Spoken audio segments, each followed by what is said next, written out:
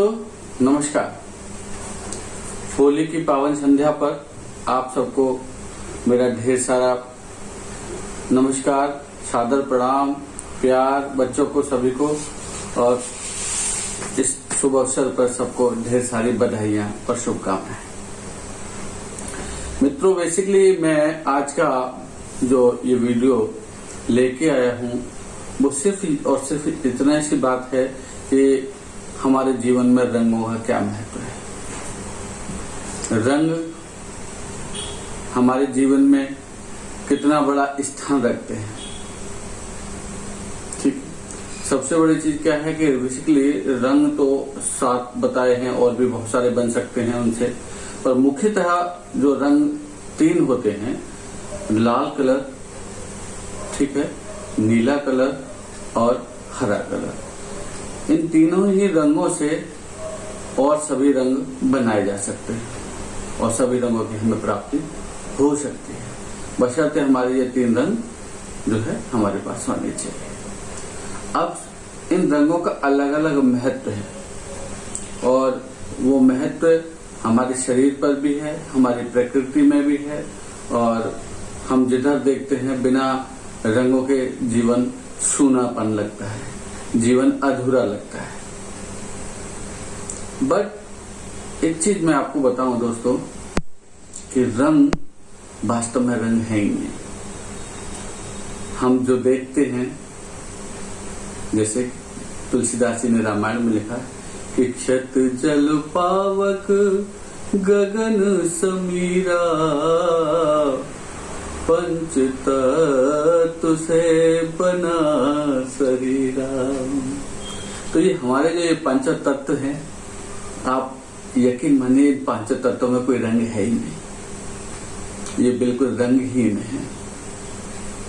और जो रंगहीन होता है, अर्थात जिनमें रंग नहीं होता है, वो पारदर्शी होते हैं। ये नहीं कहा जा सकता कि वो रंगहीन मतलब वो पारदर्शी होते हैं, वो जिसमें मिल जाए वैसा ही उनका रंग हो जाता है। समझ गए जो मैं कहना चाहता हूँ? मैं सिर्फ ये कहना चाह रहा हूँ कि जो हमें दिखता है वो होता नहीं, और जो होता है वो दिखता नहीं। यानी कि जिनको हम रंग कह रहे हैं ना, वो सही मायने में रंग नहीं, वो रंग सिर्फ प्रकाश की वजह से है। वो प्रकाश है, क्योंकि प्रकाश है तो हमें रंग नजर आ रहे हैं। अगर प्रकाश नहीं है तो सब अंधकार है, कहीं कोई रंग नहीं। ठीक है, तो रंग जो है वो प्रकाश है, और प्रकाश से जो रंग आते हैं वो शोषित नहीं करते, वो त्यागते हैं। प्रकाश जब आता है वो देने के लिए आता है, लेने के लिए नहीं आता। यानी कि रंग जो है वो त्यागने का नाम है, त्याग का नाम है। रंगों से राग आता है, राग से रंग बने हैं। यानी कि जब हमारे शरीर पर प्रकाश पड़ता है तो हमारे जो 7 चक्र हैं, हमारे 7 चक्र, वैसे चक्र तो बहुत सारे हैं, पर मूलतः हमारे 7 चक्र ही माने गए हैं। 7 चक्रों में जैसे मूलाधार सबसे पहले, जो कि हमारे नीचे रीढ़ की हड्डी के नीचे बोलते हैं, मगर वो उससे भी नीचे होता है, जहां हमारे जननांग होते हैं, उनके बीच वाला जगह को मूलाधार चक्र बोलते हैं। और उस मूलाधार चक्र का जो रंग है वो लाल होता है। और वो लाल रंग होता तो लाल है, मगर वो तत्व है पृथ्वी का। ठीक है, पृथ्वी तत्व। पृथ्वी तत्व का मतलब कि वो रंग आपके पूर्व जन्म को, आपके धन वैभव को, आपके जीवन में आपके स्थायित्व को मेंटेन करता है। जिस व्यक्ति का मूलाधार चक्र अगर गड़बड़ हो गया तो समझिए कि वो आर्थिक परेशानियों से जूझेगा। ठीक है, और अपने पूर्व जन्म के जो कर्म लेके आया है उनको भोगेगा। ठीक है, तो सबसे बड़ी चीज क्या है कि ये चक्र जो है बैलेंस होना चाहिए, और इसको बैलेंस करने के तरीके तो मैं आपको आगे बताऊंगा। इस वाली वीडियो में तो मैं केवल और केवल आप लोगों को सिर्फ रंगों के बारे में बताने के लिए आया। और वो रंग मैं आपको जो बता रहा हूँ। इसके बाद हमारा दूसरा चक्र जो आता है दोस्तों, वो है स्वाधिष्ठान चक्र, जो कि हमारी नाभि से सिर्फ 4 अंगुल नीचे अर्थात 3 इंच नीचे होता है।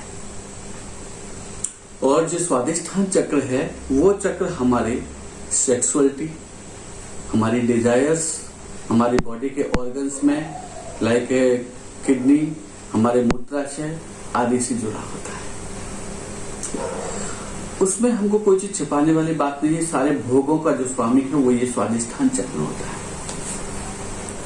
ठीक है।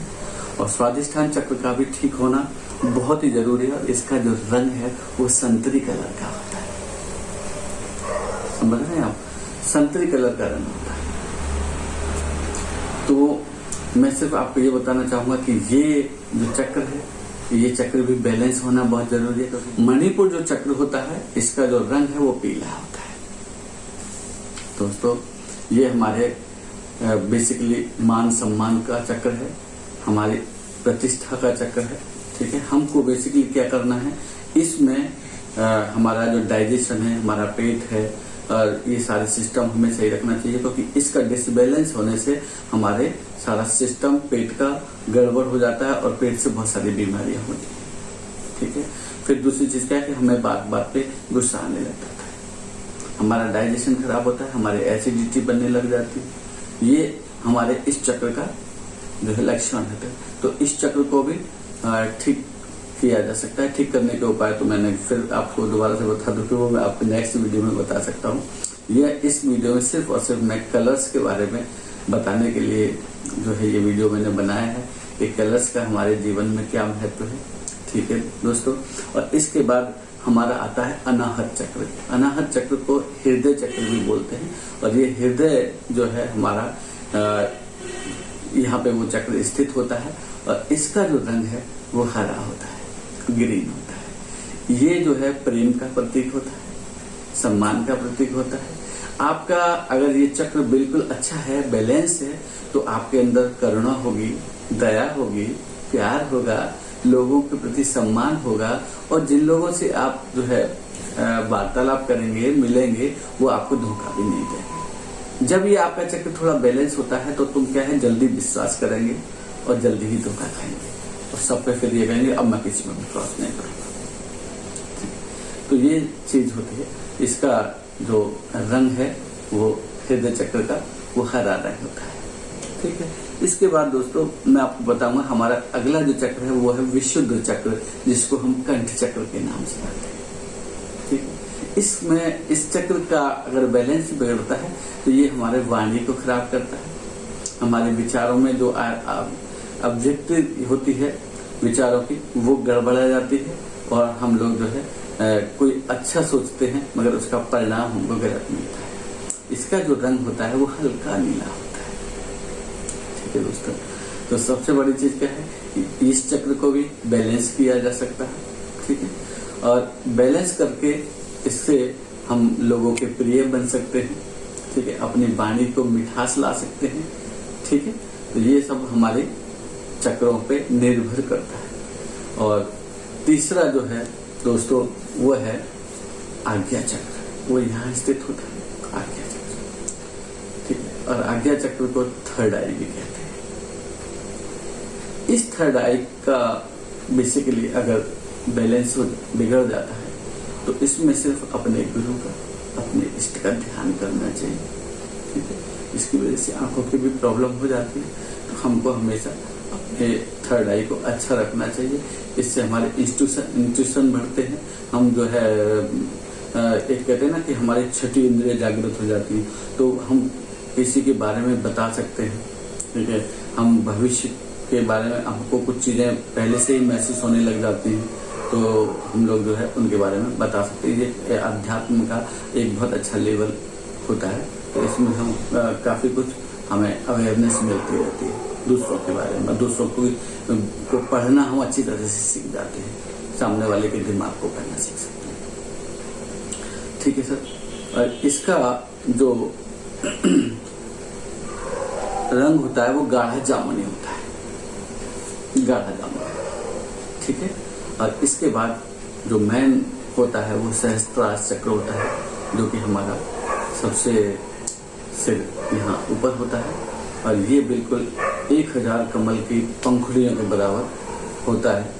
ठीक है, और इसका जो रंग होता है वो हल्का जामुनी पिंकिश कलर होता है। ठीक है, और ये जो है बेसिकली ज़्यादातर लोगों का ठीक ही होता है, क्योंकि इसका ज़्यादा जरूरत लोग कर नहीं पाते। बाकी ये बिल्कुल ईश्वर से जोड़ने के लिए इसी चक्र की आवश्यकता होती है। जिनका ये चक्र जो है हील नहीं है या बैलेंस नहीं है, तो वो पागल हो सकते हैं, गर्मी चढ़ सकती है।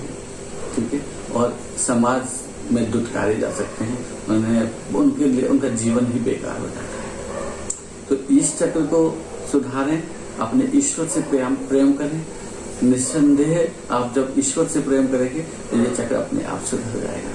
ठीक है दोस्तों, तो ये मैं आपको बता रहा था कि चक्रों के माध्यम से हम शरीर को, हमारे शरीर के अंदर ये जो कलर्स हैं ये चक्रों में विराजमान है। ठीक है, तो ऐसे ही ये जो सृष्टि है, जो सृष्टि आप देख रहे हैं, ये भी एक रंगमंच है ना, रंगमंच है। यहाँ पे आपको तरह तरह के अभिनय करने हैं, तरह तरह के रंगों के साथ। जैसे हमारी बॉडी के चक्रों के बारे में मैंने आपको बताया, ऐसी ही सृष्टि जो है वो भगवान का शरीर है। जो आप चराचर जगत को देख रहे हैं, ये भगवान का शरीर है, और ऐसे ही इनमें जो रंग होते हैं ना, वो भी उनके चक्र हैं। ठीक, तो हम लोगों को करना क्या है कि अपने अच्छे आचरणों से, अच्छे उससे अपने शरीर को स्वस्थ रखना है। और ऐसे ही जब हमारा सारा शरीर सही होगा, हमारा सारे चक्र सही होंगे, तो ईश्वर से भी हमारा तारतम्य बनेगा। और तारतम्य अगर बनेगा, ठीक है ना, जब तारतम्य बनेगा तो फिर तो ईश्वर की कृपा भी बरसने वाली है, और फिर तो आप बहुत अच्छे हो जाओगे। फिर तो आपको शारीरिक पीड़ा भी नहीं रहेगी, दैहिक कोई पीड़ा नहीं होगी, भौतिक कोई पीड़ा होगी नहीं। ठीक है ना, और भक्ति का तो आपका पूछो ही मत, भक्ति का तो आनंद ही आने वाला है ना। तो इतनी सारी चीजें जब आपको मिलने लगेंगी, तो फिर तो ये जीना जो है हमारा सार्थक हो जाएगा, है ना। दूसरी चीज क्या है रंगों के बारे में, तो ये भी है कि नीला रंग है। नीला रंग समाहित होने का रंग है। मैंने बोला कि 3 रंग है, लाल, हरा और नीला। और भगवान कृष्ण के बारे में कहते हैं कि उनका भी नीला वर्ण है, नीला वर्ण है। ठीक है, बट चाहे सांवले थे वो, मगर नील वर्ण होने की वजह से वो भी सबको अपनी ओर आकर्षित करते थे, है ना। तो उनका जो नील वर्ण है वो भी हमको लोभाता है, क्योंकि वो समाहित करता है, स्थायित्व होता है उसमें। लाल रंग आकर्षण का रंग होता है, हरा तो प्राकृतिक रंग है, वो तो बड़ी शांति का रंग है ना, बड़े आनंद का रंग। तो कहने का मतलब ये है कि ये रंगों का जो मैंने आपको पूरा बताया है कि जगत में रंगों का क्या महत्व है, रंग क्या है, इंद्रधनुष का क्या महत्व है। तो ये सब जो है इंद्रधनुष जो बनता है, आपने देखा होगा उसमें कितने सारे रंग होते हैं, वो सारा प्राकृतिक है। प्रकृति, मैंने जो आपको बताया कि ये सारी प्रकृति भगवान का अंग है, तो सारे रंग भगवान में मौजूद है। और तुलसीदास जी ने हम लोगों के लिए कहा है ना, ईश्वर अंश जीव अविनाशी, जब उसका अंश हमारे अंदर, तो थोड़े बहुत रंग हमारे भी अंदर है ना। मगर सही मायने में रंग का मतलब है राग से। जिसमें रंग नहीं होते वो वैराग, यानी कि उनको वैराग हो जाता है। ठीक है, और वैराग का मतलब होता है पारदर्शिता। जिनमें रंग नहीं होता वो फिर हर तत्व में जा सकते हैं। वो आगे के योग का विषय आ जाएगा, इसलिए मैं इसको ज्यादा नहीं जाऊंगा कि योग की पराकाष्ठा होती है अपने हर तत्व को अलग अलग रख देना, अलग अलग कर देना, वो योग की पराकाष्ठा है। तो मैं उस सब्जेक्ट पे अभी नहीं जाने जाऊंगा, फिलहाल मैं रंगों के बारे में बताऊंगा। सही मायने में दोस्तों ये रंग जीवन में तो बहुत महत्व है ही, मगर फिर भी मैं कहता हूं कि रंगों के द्वारा अपने आप को आप हील कर सकते हैं, अपने आप को आप ठीक कर सकते हैं, ईश्वर के प्रति अपना प्रेम जागृत कर सकते हैं, अपने आप को अच्छा करके, ठीक करके।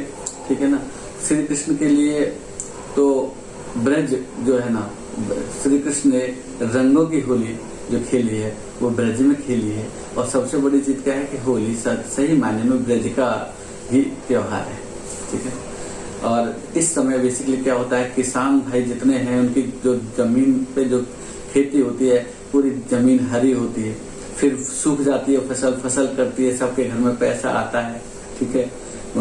कलर के नाम पे जो गेहूँ भूरे कलर के हो जाते हैं, ठीक है, फिर वो गेहूँ आते हैं, यानी वो धन आ गया, ठीक है। ठीक है, तो वो धन जब आएगा तो सब खुशहाल होंगे, राग उनके अंदर आएंगे, अलग अलग नए नए आनंद उनके अंदर उमंगे आएंगी, है ना। तो हर आदमी अलग अलग रंग में रचा बसा होता है इस समय। तो वो बेसिकली होली का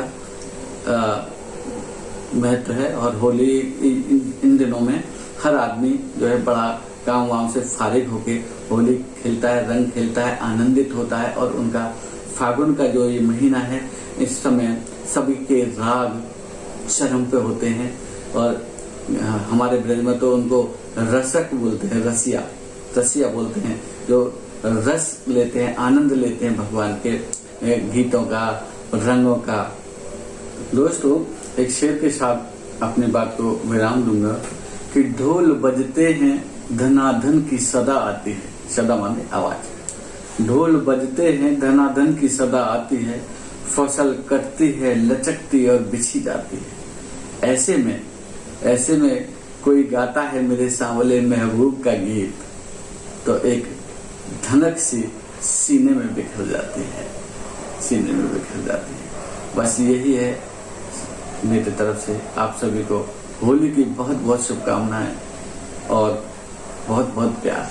थैंक यू वेरी मच। नमस्कार।